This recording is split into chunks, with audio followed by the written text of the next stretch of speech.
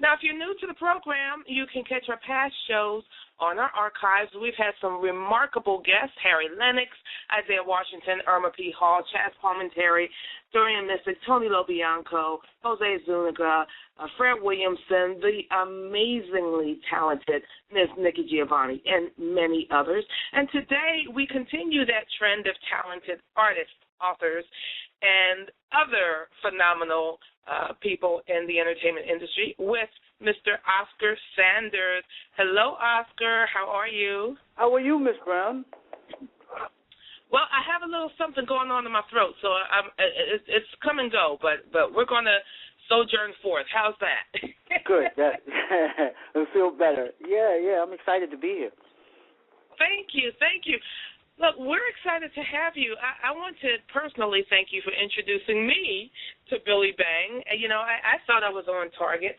I was a publicist for one of the oldest jazz, nonprofit jazz organizations in the country, and I have to admit I did not know who he was until this past summer when your documentary featured or screened at the Urban Suburban Film Festival in Philadelphia. So thank you. Remarkable man. Remarkable. Oh, thank you. Yeah, he's a very interesting man with a long history playing an instrument that was not, at the time when he grew up, like in the 50s, very popular for African-American men to play violin. It was usually, we played drums or, a trumpet or sax. And so, he went through a lot of changes, just for the instrument. And, dealing with being an African-American man and going to school in private schools out in, I think it was Massachusetts. I think he was a classmate with Arlo Guthrie at that time. Oh, and, yeah. And, so, he was looked at very differently from everybody else because there were very few African-Americans in the school. He was born in Harlem, lived in the Bronx, and did about 20 albums as a solo artist, 15 as a sideman. And, he was a self-taught musician, and he artfully played the violin very different from a lot of other people. It was very expressive and improvisational, and he was a hell of a composer. A lot of people don't give him credit for the type of writer that he was and his writing. And then when he finally, also being a Vietnam veteran, he had those experiences locked up in him for years that he had never expressed. But then he released the Aftermath series and Reflections, and those dealt with his Vietnam experience. And he had the personnel on the record of other Vietnam veterans. So that and we talk about that in the movie too. Not only do you have that kindred spirit of being a musician, but what is it like to be a musician and share the being a Vietnam veteran? So that was an interesting concept. And the film kind of deals with first let's talk about the title. This man should have had a movie done about him, expressly for him a long time ago. So that's why I chose that title, Long Overdue. He had some films that he was in, but he didn't like the typical PBS style, Frontline Nova style of film, of documentary filmmaking. Those people do those films very well. This was more of an educational thing to let people understand, the dynamics and the thought processes between musicians and how they're able to play together in harmony and not step on each other. And using him as a catalyst, So, the film has done generously well, and it's moving across the country. To last weekend, it was in the Capital City Black Film Festival in Austin, Texas, and this Saturday it will play at the South Texas Underground Film Festival, and I'll be in the audience this weekend. Wow. Yeah, I'm looking at some of the notes that I have on it, and I guess you brought it out in 2012. Is that correct? Yes. October 2012. Mm-hmm. Okay.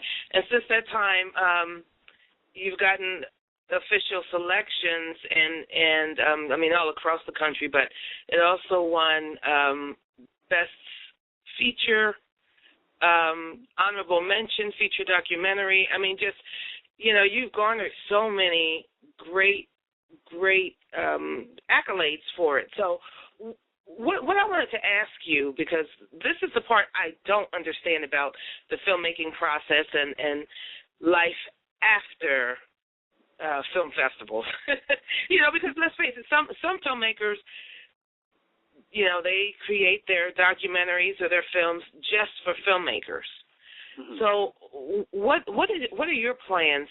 Best case scenario, what could you see coming out of this? Well, actually, right now it's on sale on my website, www.malcolmentertainment.com. But we're also looking for distribution on a wider level.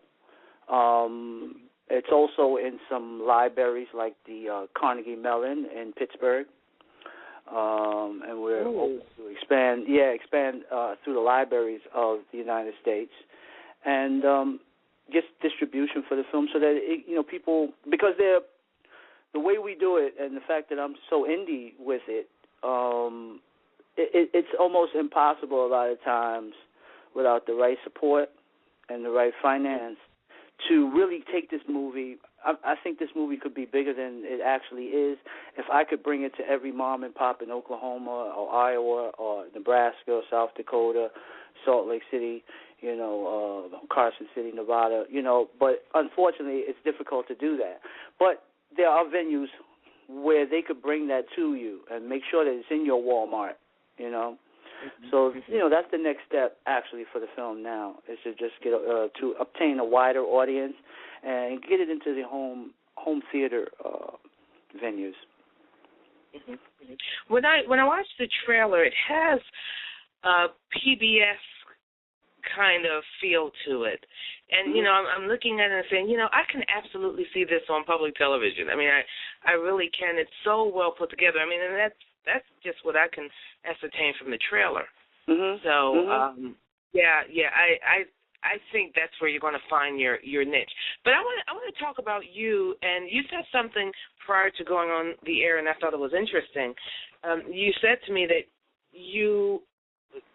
Billy Bang and his type of music was something that you really weren't familiar with, or not familiar, but that wasn't your natural migration. Right. So tell us, what was it about his story that you felt compelled to tell?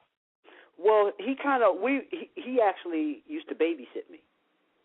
Oh, really? Yeah. So I've known him that long. And then as I progressed through my life, I became a musician, and I had like a couple of funk rock bands that I used to play with. We used to play like a lot of stuff that was like cameo, kind of Prince, Rick James type of stuff.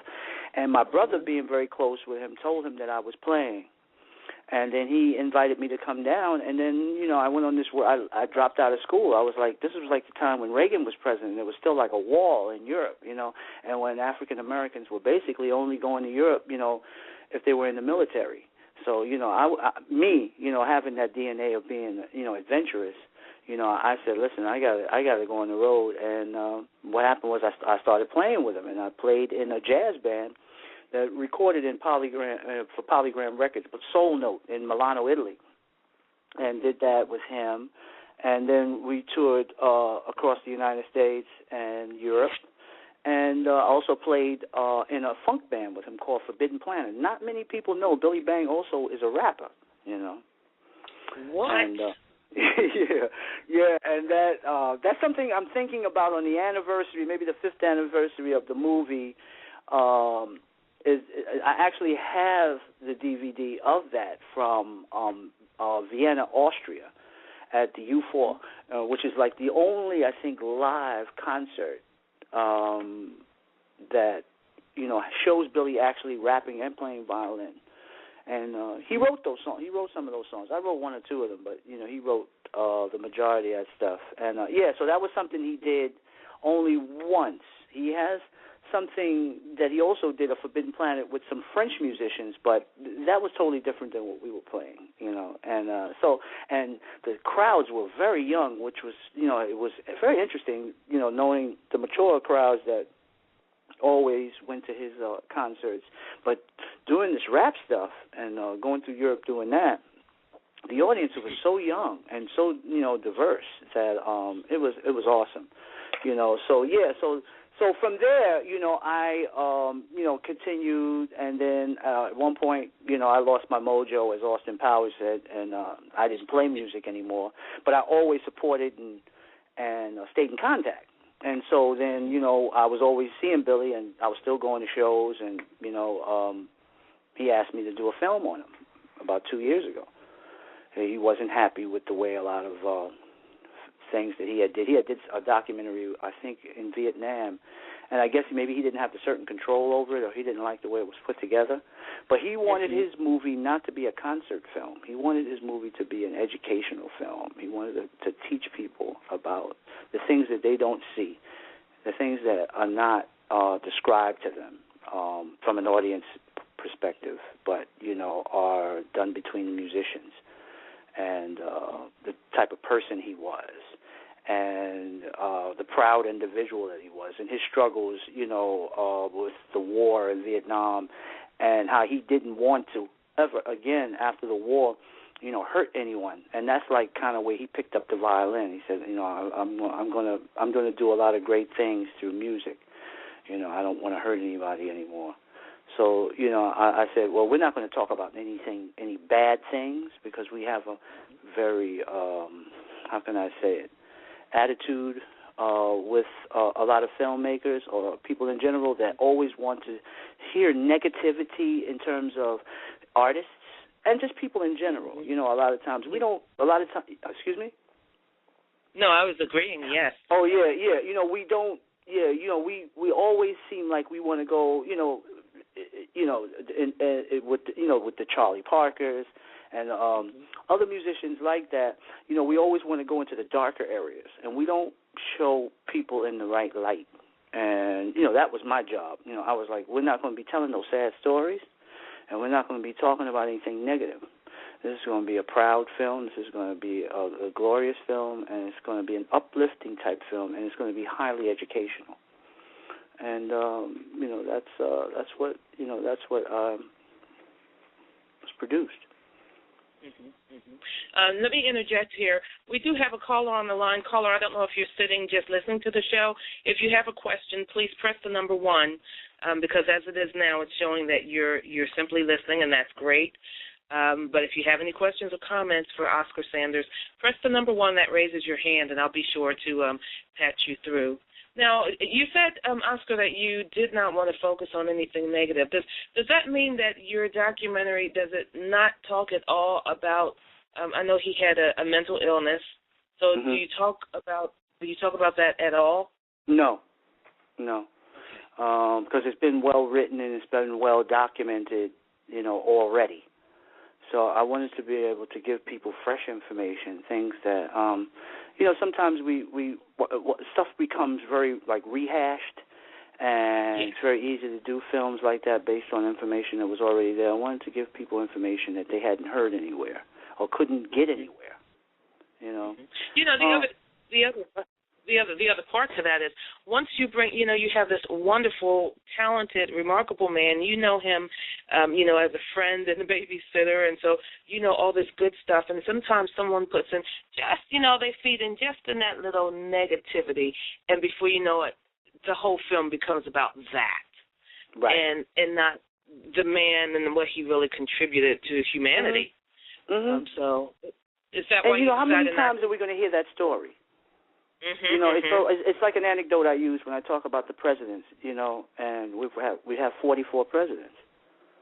But they like to focus on, how many movies are you going to make about Abraham Lincoln? It's just like, JFK. You just keep doing the same thing. And this happens in films and music, documentaries also. We keep going over the same people, how many Duke Ellington, how many Charlie Parkers movies are we going to see? And, why do people continue to make movies about the same people or selected people? I mean, Benny Goodman and what's the other band lead I'm thinking about?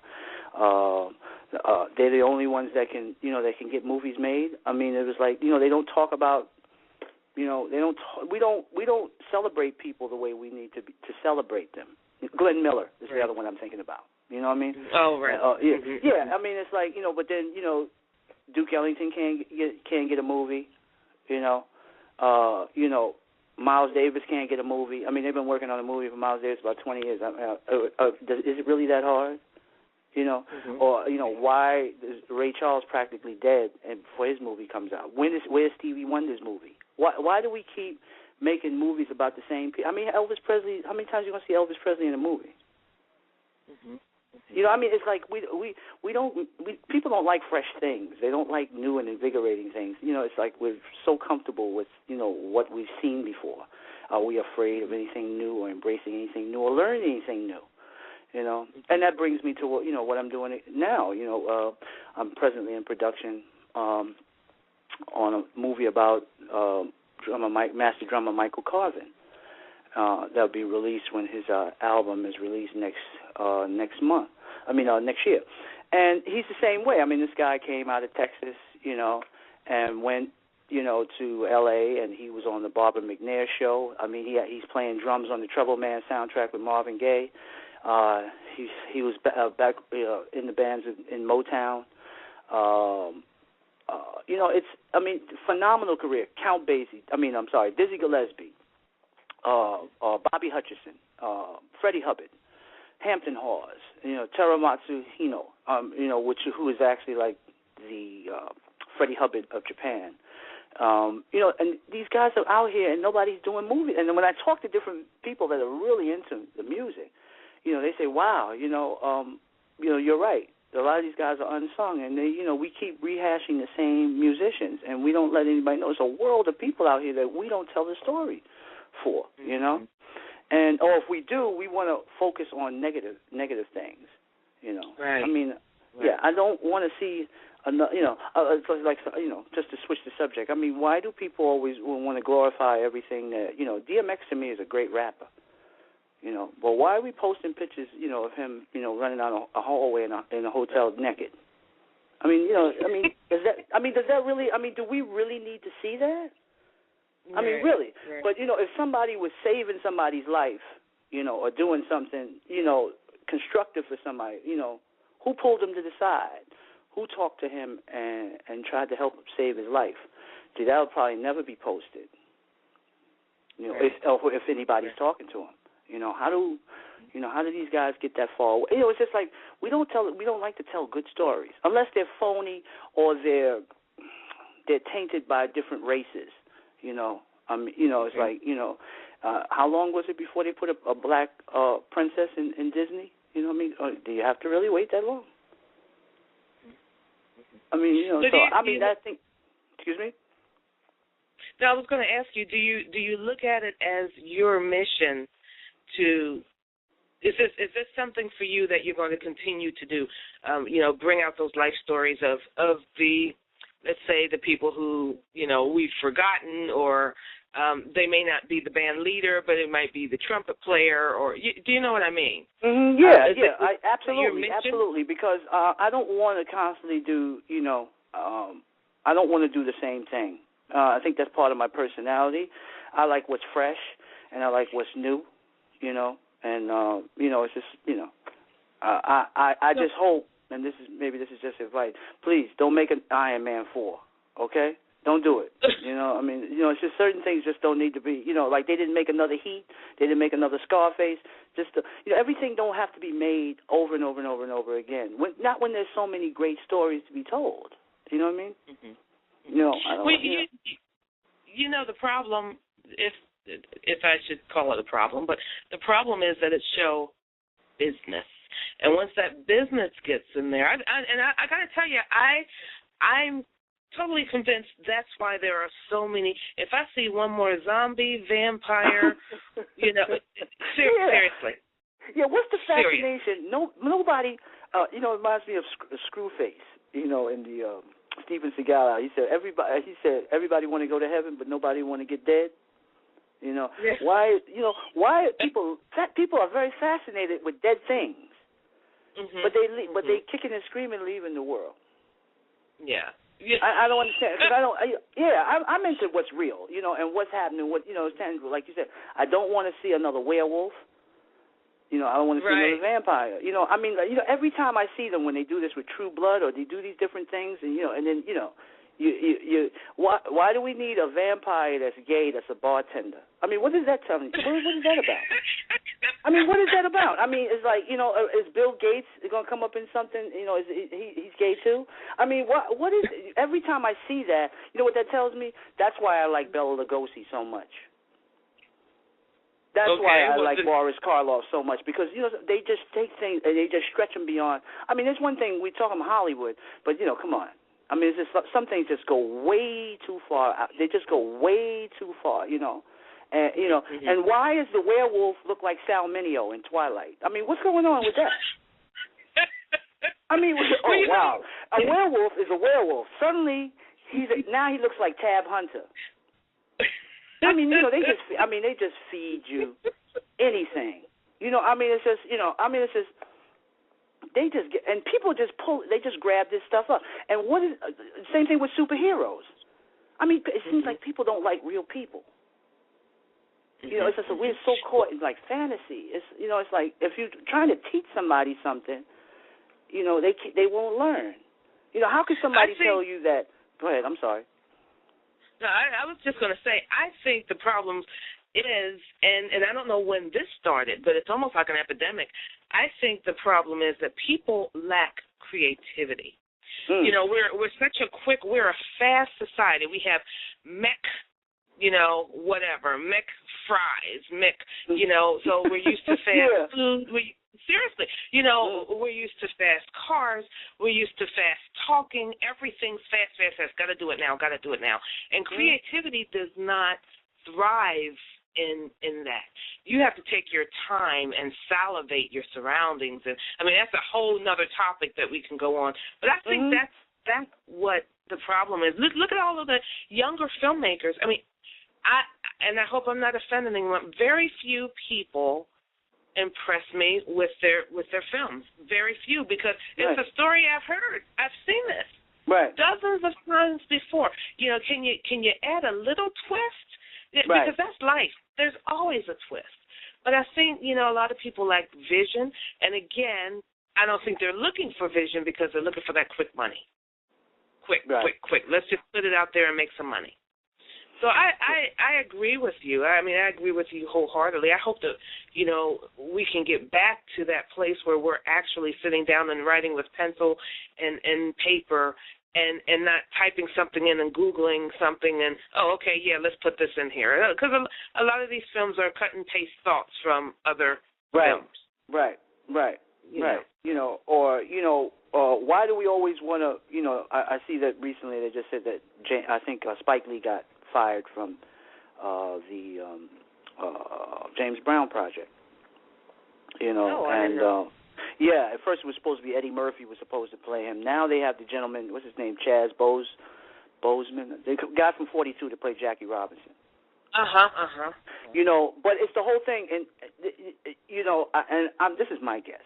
You know, when they make a movie, Eddie said about 2-3 years ago, I seen something on YouTube, and he said the story was phenomenal. The script, it was all encompassing. But when they get ready to shoot the film, I'm almost positive that I bet you they wanted to focus more on the drug abuse, the going to jail, you know, the domestic stuff.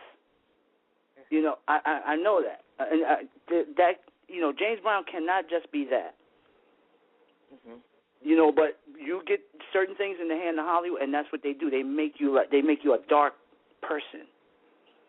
And you know, you out there making music for like 50-something years. You mean this is all you can show me?